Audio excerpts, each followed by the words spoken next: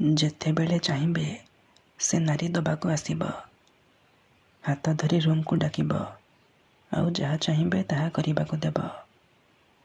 ହଁ ଦର୍ଶକ ବନ୍ଧୁ, ଆଜିର ଏହି ଭିଡ଼ିଓଟିରେ ମୁଁ ଆପଣଙ୍କୁ ଶିଖାଇବି ଏମିତି ଏକ ମହାଶକ୍ତିଶାଳୀ ବଶୀକରଣ, ଯାହାକୁ ପ୍ରୟୋଗ କରି ଆପଣ ସୁନ୍ଦରୀରୁ ସୁନ୍ଦରୀ ଝିଅକୁ ମୁହୂର୍ତ୍ତକ ଭିତରେ ପଠାଇ ପାରିବେ। ବିବାହିତା ମହିଳାକୁ ନିଜ ବଶରେ କରି ତାଠାରୁ ନିଜର ମନ ମୁତାବକ କାମ ହାସଲ କରିପାରିବେ। ଏହି ବଶୀକରଣ କରିବା ପାଇଁ ଆପଣଙ୍କୁ କୌଣସି ପ୍ରକାର ମନ୍ତ୍ରତନ୍ତ୍ର କରିବାକୁ ପଡ଼ିବନି କିମ୍ବା କୌଣସି ପ୍ରକାର ପଇସା ଖର୍ଚ୍ଚ କରିବାକୁ ପଡ଼ିବନି। ଆପଣ ବିନା ମନ୍ତ୍ର, ବିନା ତନ୍ତ୍ର, ବିନା କିଛି ପଇସା ଖର୍ଚ୍ଚ କରି ନିଜ ପସନ୍ଦର ସୁନ୍ଦରୀ ଝିଅକୁ ମୁହୂର୍ତ୍ତକ ଭିତରେ ପଠାଇ ପାରିବେ। ପଡ଼ିଶା ଘର ସୁନ୍ଦରୀ ଭାଉଜଠାରୁ ନିଜର ମନ ମୁତାବକ କାମ ହାସଲ କରିପାରିବେ। ଏହି ବଶୀକରଣ ଦୁନିଆର ସବୁଠାରୁ ସହଜ କିନ୍ତୁ ମହାଶକ୍ତିଶାଳୀ ବଶୀକରଣ। ଏହାର ପ୍ରୟୋଗ କେବେ ବି ଖାଲି ଯାଇନି। ତେଣୁ ଏହି ବଶୀକରଣକୁ ଆପଣ ଭାବିଚିନ୍ତି ପ୍ରୟୋଗ କରିବେ।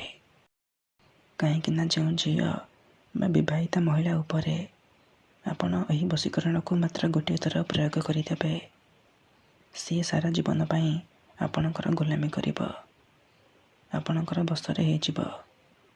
ଆପଣ ତାକୁ ଯାହା କହିବେ ସେ କରିବ, କୌଣସି ପ୍ରକାର ବାଧା ଦେବ ନାହିଁ। ନମସ୍କାର ଦର୍ଶକ ବନ୍ଧୁ, ଏସ୍ ମନ୍ତ୍ର ଚ୍ୟାନେଲରେ ଆପଣମାନଙ୍କୁ ସ୍ୱାଗତ। ଯଦି ଆପଣ କେଉଁ ଝିଅକୁ ମନେ ମନେ ଭଲ ପାଉଛନ୍ତି କିନ୍ତୁ ଯେତେ ଚେଷ୍ଟା କଲେ ମଧ୍ୟ ତାକୁ ପଟେଇ ପାରୁନାହାନ୍ତି, ତାକୁ ନିଜର ମନ କଥା କହିବାକୁ ଡରୁଛନ୍ତି, ଆଉ ଆପଣ ଚାହୁଁଛନ୍ତି କି ସେ ଝିଅ ନିଜେ ଆସି ଆପଣଙ୍କୁ ଭଲ ପାଉଛି ବୋଲି କହୁ, ତେବେ ଆଜିର ଏହି ବଶୀକରଣ ଭିଡ଼ିଓଟି ଆପଣଙ୍କର ଇଚ୍ଛାକୁ ପୂରଣ କରିବ। ମାତ୍ର ଥରେ ମୋ କଥା ମାନି ଆଜିର ଏହି ଉପାୟ କରିକି ଦେଖନ୍ତୁ। ସେ ଝିଅ ନିଜେ ଆସି ଆପଣଙ୍କ ସହିତ କଥା ହେବ ଆଉ ଆପଣଙ୍କୁ ଭଲ ପାଉଛି ବୋଲି କହିବ। ଏହି ବଶୀକରଣ ସାହାଯ୍ୟରେ ଆପଣ ବର୍ଷ ବର୍ଷ ଧରି ଭାଙ୍ଗି ଯାଇଥିବା ପୁରୁଣା ପ୍ରେମକୁ ଫେରାଇ ଆଣିପାରିବେ। ଶାଶୁ, ନଣନ୍ଦ, ଦିଅର, ଭାଉଜ କାହାକୁ ବି ନିଜ ବଶରେ କରି ତାଠାରୁ ନିଜର ମନ ମୁତାବକ କାମ ହାସଲ କରିପାରିବେ। ତେବେ ଏହି ବଶୀକରଣ କରିବା ସବୁଠାରୁ ସହଜ। ଏହାକୁ ଆପଣ କିପରି କରିବେ, କେମିତି କରିବେ, ଏହାର ପ୍ରୟୋଗ ବିଧି କ'ଣ, ମୁଁ ଆପଣଙ୍କୁ ଶିଖାଇବି। ଜାଣିବା ପାଇଁ ଭିଡ଼ିଓଟିକୁ ପୁରା ଧ୍ୟାନର ସହିତ ଶେଷ ପର୍ଯ୍ୟନ୍ତ ଦେଖନ୍ତୁ। କାହିଁକିନା ଅଧାରୁ ଛାଡ଼ିକି ପଳେଇଲେ କିମ୍ବା କାଟି କାଟି ଦେଖିଲେ ଆପଣ କିଛି ବି ବୁଝିପାରିବେନି। ଆଉ ପରେ ଆପଣ କହିବେ, ଗୁରୁଜୀ ଆପଣଙ୍କର ବଶୀକରଣ କାମ କରୁନି।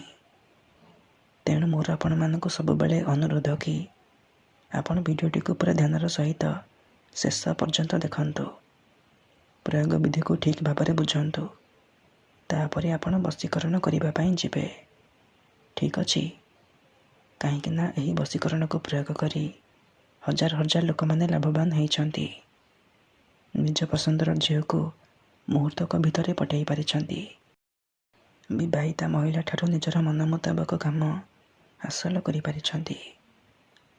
ତେଣୁ ଆପଣ ବି ଗୋଟିଏ ଥର କରିକି ଦେଖନ୍ତୁ, ତାପରେ ଦେଖିବେ ଚମତ୍କାର।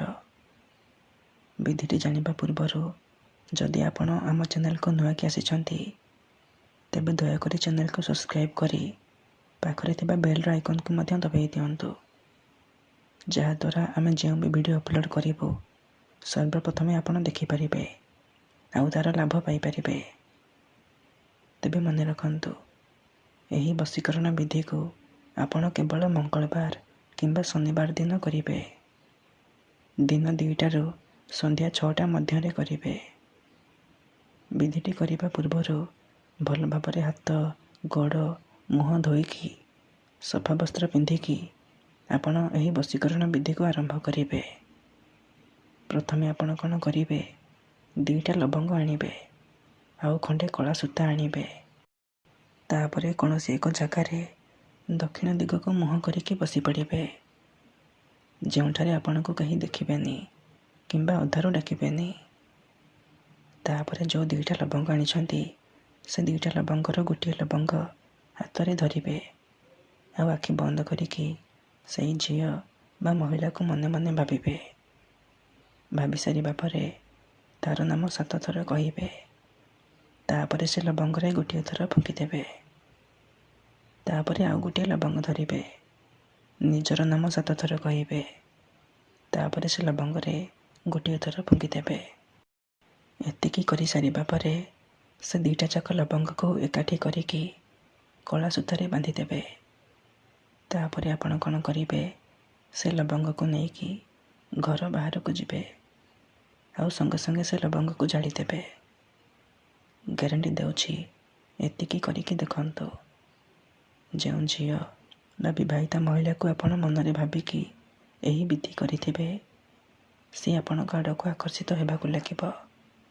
ଆପଣଙ୍କ ପ୍ରେମରେ ଦିବାନୀ ହେଇଯିବ। ଧନ୍ୟବାଦ।